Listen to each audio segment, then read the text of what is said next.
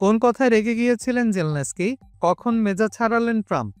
White হাউসে মার্কিন president Donald ট্রাম্পের সঙ্গে দেখা করতে গিয়েছিলেন ইউক্রেনের প্রেসিডেন্ট ভলোদিমির জেলেনস্কি, কিন্তু তাদের বৈঠক ফলপ্রসূ হয়নি। বরং ট্রাম্প এবং ভাইস প্রেসিডেন্ট জেডি ভান্সের সঙ্গে উত্তপ্ত বাক্যবিনিময় হয় জেলেনস্কির। বৈঠকের মাঝপথে ইউক্রেনের প্রতিনিধিদের বেরিয়ে যেতে বলা হয় ওভাল অফিস থেকে। এছাড়া পূর্ব পরিকল্পিত মধ্যাহ্নভোজনও করেননি তারা কেউ। বাতিল হয়েছে বহু আলোচিত খনিজ চুক্তি। কিন্তু কেন ট্রাম্প জেলেনস্কির বৈঠকের এই পরিণতি হলো? কি কথা হয়েছিল দুই রাষ্ট্রপ্রধানের মধ্যে? ঠিক কোন কথায় রেগে গিয়েছিলেন জেলেনস্কি?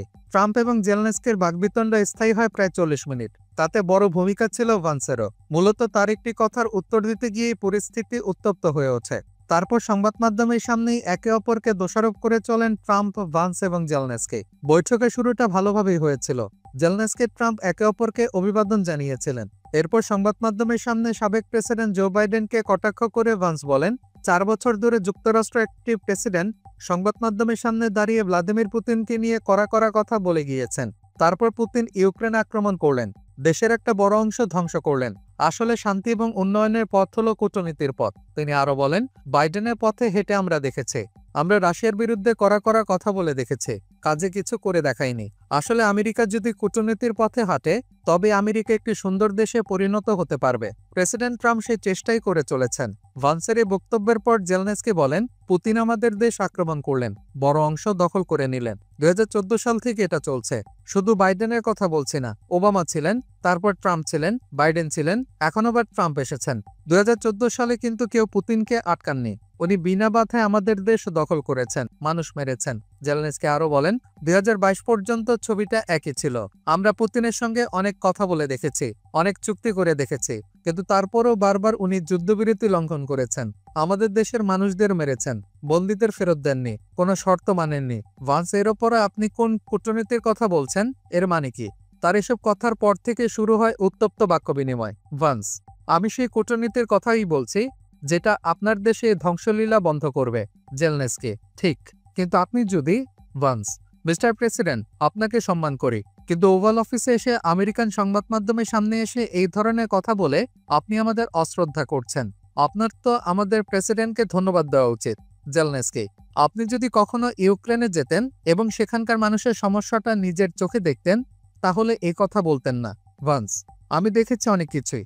আমি জানি আপনি কিভাবে উদ্দেশ্যপ্রণোদিতভাবে মানুষের সামনে নিজের কথা প্রচার করেন। ভান্স, আপনার লোকজনকে সেনাবাহিনীতে আনতে সমস্যা ছিল, এটা কি অস্বীকার করতে পারেন? ওভাল অফিসে এসে আপনি সেই দেশের প্রশাসনকে অপমান করছেন, যারা আপনার দেশকে বাঁচানোর চেষ্টা করছে। এটা কি সম্মানজনক? জেলেনস্কি, যুদ্ধের সময় প্রত্যেকটা দেশের নিজের নিজের সমস্যা থাকে।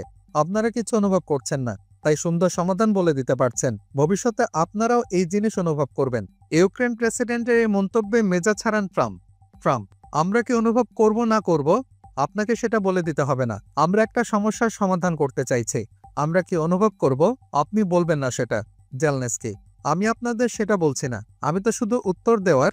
ট্রাম্প জেলেনস্কিকে থামিয়ে দিয়ে গলার স্বর চড়িয়ে আমরা কি অনুভব করব সেটা বলে দেওয়ার মতো জায়গায় আপনি নেই। আমরা খুব ভালো এবং শক্তিশালী হিসেবেই আছি, বরং আপনি নিজে এই মুহূর্তে খুব একটা ভালো জায়গায় নেই। নিজেই নিজেকে সেই জায়গায় নিয়ে গিয়েছেন। ট্রাম্প, লক্ষ লক্ষ মানুষের জীবন নিয়ে আপনি ছিনিমিনি খেলছেন, তৃতীয় বিশ্বযুদ্ধ নিয়ে জুয়া খেলছেন, আমেরিকাকে অপমান করছেন।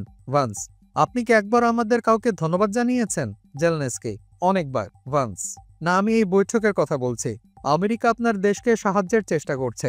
একবার এই বৈঠকে আপনি আমেরিকাকে ধন্যবাদ দিয়েছেন? জেলেনস্কি, আপনারা মনে করছেন আপনারা গলা চড়িয়ে কথা বলবেন যুদ্ধ নিয়ে? আর ট্রাম্প, উনি গলা চড়িয়ে কথা বলছেন না, আপনার দেশ বড় সমস্যার মধ্যে আছে। আপনি অনেক কথা বলে ফেলেছেন, আপনার এই যুদ্ধে জিততে পারবেন না। আপনাদের সাহায্যে আপনি এর মধ্য থেকে বেরিয়ে আসতে পারেন। আমাদের অস্ত্র না পেলে 2 সপ্তাহ টিকত না এই যুদ্ধ। জেলেনস্কি, আমি পুতিনের কাছ থেকেও একই কথা শুনছিলাম, উনিও বলেছিলেন ও যুদ্ধ 3 দিন টিকবে না। ট্রাম্প, এভাবে তো ব্যবসা করা খুব মুশকিল হয়ে পড়ছে।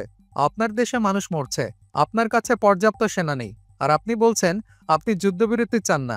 আপনার মধ্যে কোনো কৃতজ্ঞতা নেই। এটা খুব একটা ভালো কথা নয়। অনেক হয়েছে বলে 40 মিনিটের বৈঠকে আচমকা ইতি টানেন। চেয়ার ছেড়ে উঠে পড়েন ট্রাম্প। পরে সামাজিক মাধ্যমে তিনি জানিয়েছেন, শান্তি চাইলে জেলেনস্কির সঙ্গে আলোচনার রাস্তা এখনো খোলা আছে।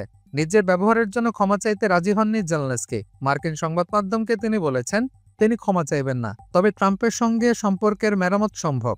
আমেরিকার সাহায্যের কথাও তিনি স্বীকার করে নিয়েছেন।